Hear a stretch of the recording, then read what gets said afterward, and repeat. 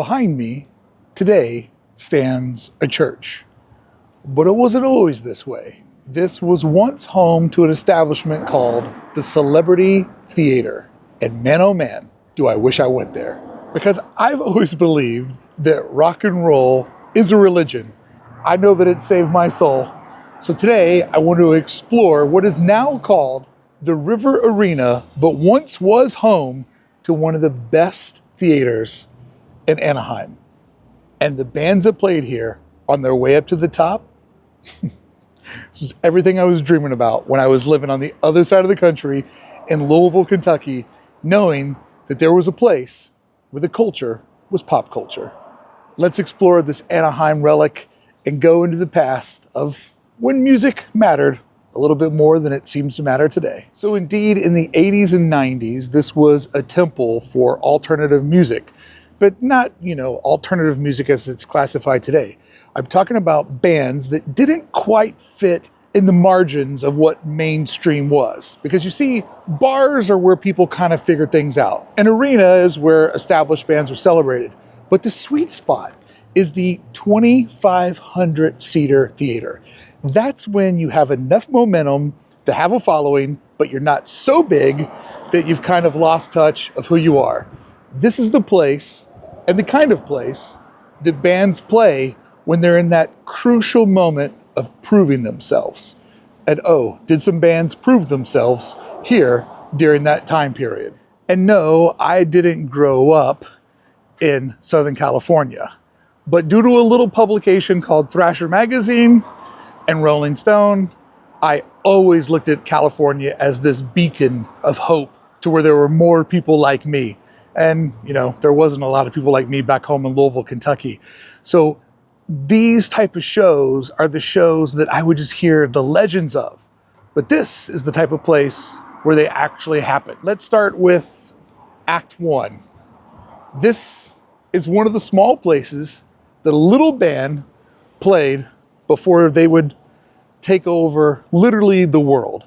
A young man by the name of Bill Bailey from West Lafayette, Indiana, famously stepped off of a Greyhound bus with a piece of hay in his mouth. I wonder if he had it in his mouth on the whole journey. Bill Bailey's real name to you and I is Axl Rose. And this was where Guns N' Roses played before they were ready for the Forum. This is where the Appetite for Destruction started before it took over the world. In July of 1987, Guns N' Roses would release Appetite for Destruction. But nobody really knew who this band was. And in early '88, just 6 months later, they played here when it was the Celebrity Theater. That version of Guns N' Roses was still the dangerous version of Guns N' Roses. That was the hungry version of the band that wasn't selling out arenas. That's before Axl had to have jerseys that aligned with his astrological numbers that day. This was when that band was on the way up. And man, oh man, do I wish I could have seen them at that time. Anybody remember the show that the concert they would play on MTV of Guns N' Roses, I believe, playing the Roxy? And it just looked unchained. Like, I know it was rock and roll, but it felt incredibly punk rock in its nature and in its soul. And just Axl Rose just literally had no cares in the world. And knowing that he was from Indiana, which is the area that I'm from, it just gave me a little bit of hope that it was possible to make it out here and to do something that fulfilled me. The Red Hot Chili Peppers would release Blood, Sugar, Sex Magic in 1991. That was the album that would launch them into the mainstream, with a little bit of help of a Stevie Wonder cover that kind of got the Chili Peppers sounding a little bit more radio friendly, and also the ballad Under the Bridge. There was no stopping that band. They officially became a part of pop culture, and they have for a long time. And for many folks, it's maybe not the hippest band to recommend. But 4 years prior to that, in 1987, when they played here, they were fundamentally a band that was known through skate rock. They were more funk than pop. They were a very, very different band then. That was the period of playing with only wearing socks on their cocks. But they were a different band then. I mean, I first saw them in the movie Thrashin', and anything that peripherally touched skateboarding got a stamp of approval that it was cool to me.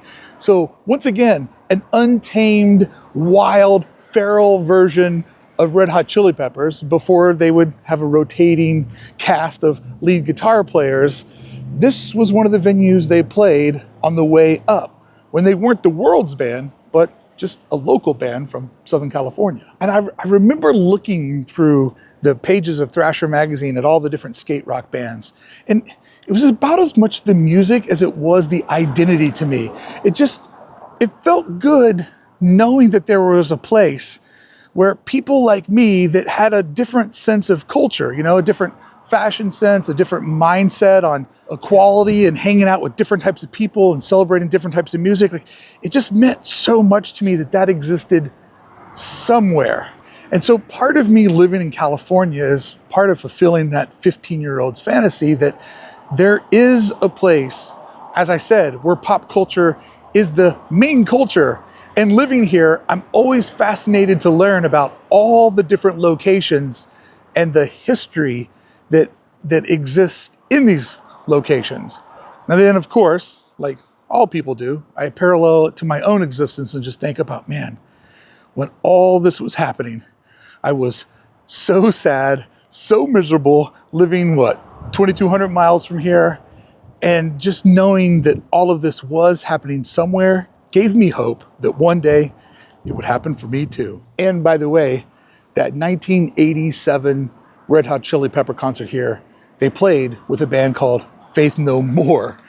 2 years before their big album would come out, they would have a single on MTV. Actually, I don't even know if Mike Patton was in the band yet, but he's one of those people that his career sort of transcended his bands. But I add that to this just because it kind of really shows the raw version of what was happening in pop culture when this theater was really on its big run. But during this time period, cities like Anaheim or Columbus, Ohio, a big college town, the cities that had the theaters that were 15 to 2,500, that were open to these different type of acts, that were, too big for small bars, but not big enough for arenas, there was just this quiet hum of bands like Danzig that would play here, where, obviously Glenn Danzig had fame from the Misfits, but that first Danzig album, it was so raw, perfectly in a crossroad between, what was happening in heavy metal at that time, but still had its punk edges to it. Also stole a lot from rhythm and blues. I just remember hearing Mother or She Rides and thinking, what am I listening to? And why don't bands like this play Louisville, Kentucky? Well, obviously they'd play Southern California. They played here because that's one of those monumental 1988 albums that I remember listening to, sitting on the hood of a station wagon that didn't run, but was always parked in my friend Chuck Fee's front yard. And I just remember listening to that album, just being like, my God, this is rock and roll. And I want to go to whatever temple celebrates it. But possibly the most fascinating show that ever happened here is a show that ironically happened in a building that's now a church, but still stands right across the street from City Hall and all of the infrastructure for Anaheim. Because a little group of a couple of guys from downtown LA played here, and that group was called N.W.A. And yes, they were playing Fuck the Police right across the street from where the police work and do their business every single day. And you know what? The show almost didn't happen. Of course, that's the way the story goes. Anaheim PD tried to shut the show down because they didn't like the message of N.W.A.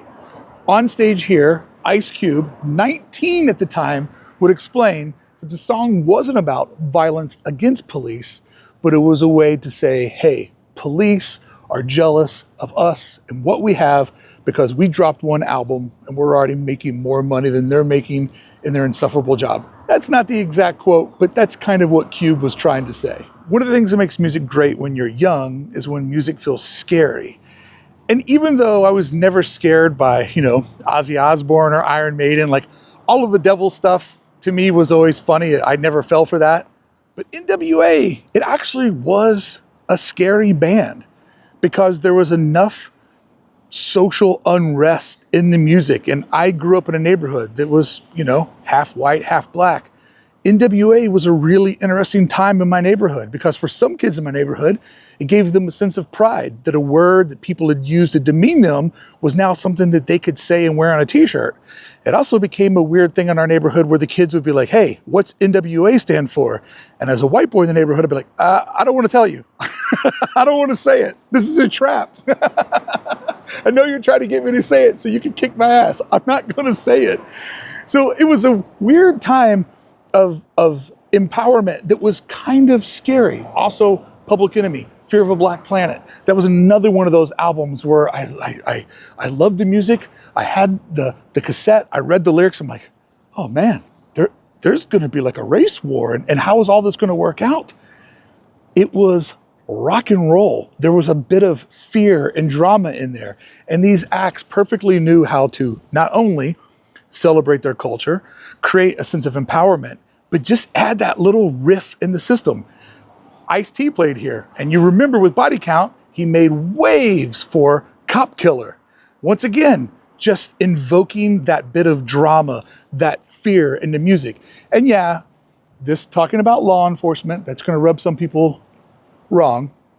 And I get it. If you have family in law enforcement, if you are in law enforcement, it's not funny. But these are young men trying to do whatever they can to just jolt society, to get that attention. And the way that I look at it, maybe you don't look at it this way, but they were just trying to make rock and roll scary. And I guess when you run out of doing it with Satan, you move over to law enforcement or to the man, to the system. Regardless, I was impressionable at that time, and I did think that those albums were scary. And I'm not gonna lie, it only made me want to listen to them more.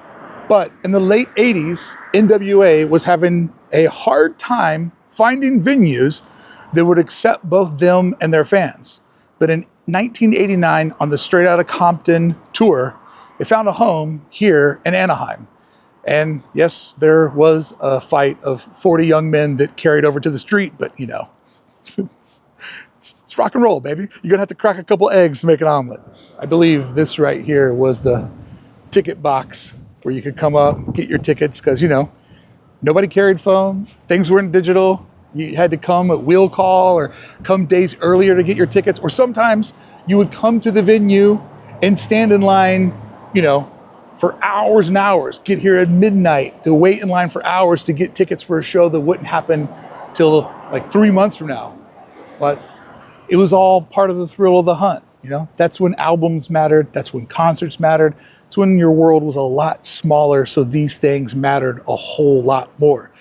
You didn't pay $14.99 to have every song ever recorded existing in your front pocket. But this would also be the home to bands like the Ramones would play here, as well as punk legends GBH. And let's not forget about Bay Area metal. Testament would play here as well. And kind of sure there's still a lot of Testament that's going on in here. Just sounds a little bit different. But I feel blessed to come from a time period where I would wake up Saturday mornings to watch Fab Five Freddy and Yo MTV Raps. And I would stay up late on Saturday night to watch Ricky Rackman. I hadn't said that name in a long time, and I'm not gonna lie to you, I did have to Google it. But I would start out my day watching Yo MTV Raps. I would finish my Saturday watching Ricky Rackman and 2 hours of Headbangers Ball, and then I would wait over to Sunday night to watch 120 Minutes. MTV was, for somebody like me, a way to look out into the world and see what was happening, because I was not blessed by good geography. I absolutely love Kentucky. I love Louisville. It's a great place to be from, but not a great place for me to be. So through watching those 3 different shows, each weekend, I could feel like I was knowing what was happening out there, out in the world, out in New York City, and out in a place that I dreamed of living called California. And back when music mattered, venues like this, they gave fans a home. And those fans created communities.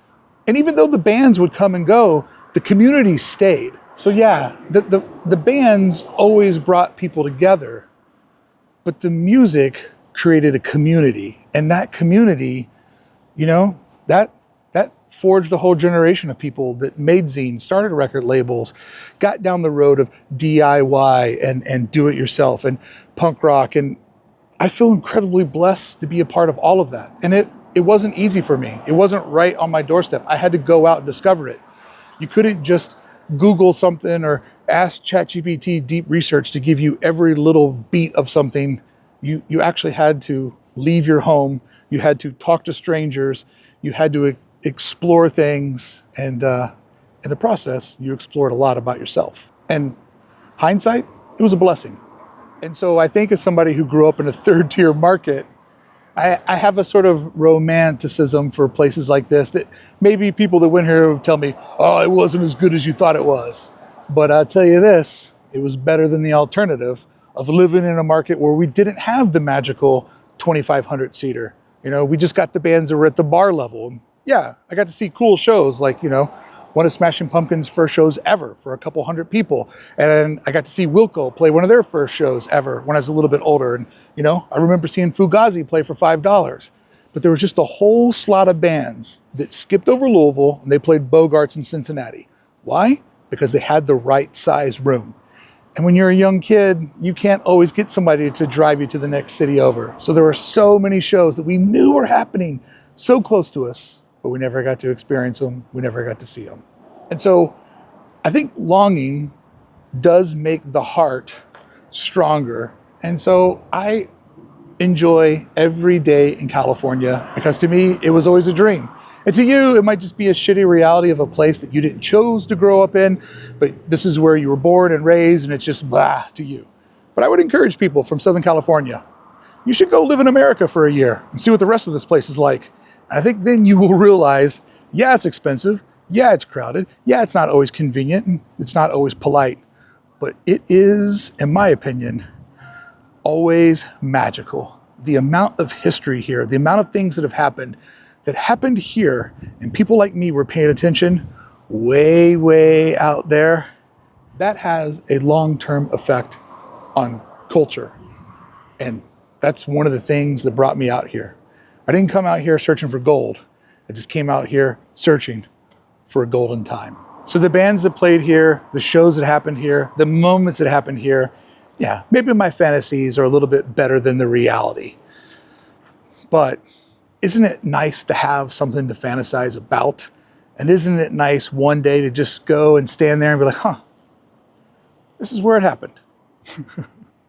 I don't know.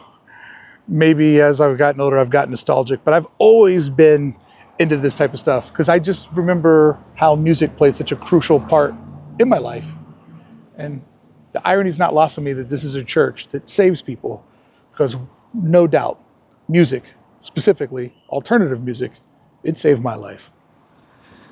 And I just have a fascination with theaters and how they affect culture, the events that you have there, the moments that you have there. Like, there's just something so magical knowing that all of that happened here. I don't know. I never even went to this venue, but just when I saw the list of the bands, in particularly N.W.A. playing here, when they were having a hard time finding a home in Long Beach or different sports arenas, I don't know, it just feels cool that they found a home here. I thought it would be fun to go explore a different location in Anaheim, tell a different story, but also share a little bit of my story and why things like this matter to me, why music mattered so much to me, and why music has so much to do with the person that I am today. Friends, thanks a lot for hanging out with me outside of the River Arena, formerly the Celebrity Theater. If you went here, leave a comment below. I'd love to steal a little bit of your nostalgia and incorporate it into my own, because things like this, conversations like this, it's definitely for people of our age. And I'm realizing now who's watching this channel, and I'm trying to lean into what made us, us, and how it was a special moment in time that I don't think any of us would trade for anything. Hey, I'll see you here tomorrow. I mean, not here tomorrow, but I'll see you on the channel tomorrow. Well, of course, that's all with a big maybe.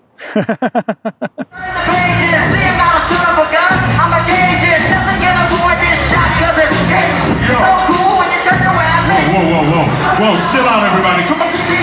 Yo, cut that shit out. Cut that shit. Yo, come on, everybody, calm down. Let's cut that bullshit out. You ain't got nowhere to go now. Come on, brothers, chill out. Let's chill out. Come on, brothers. Yo, man, I want y'all to chill out. The police are outside. They're coming in here. Chill out. You motherfuckers coming. We don't want no problems. Chill out. Keep those chairs down, man. Yo, Dre. Chill them out, Dre. Come on, ladies and gentlemen. Let's exit. Let's go. Show is over. I want everybody to leave the building. The police are outside with the dogs. Let's chill. Everybody out of here.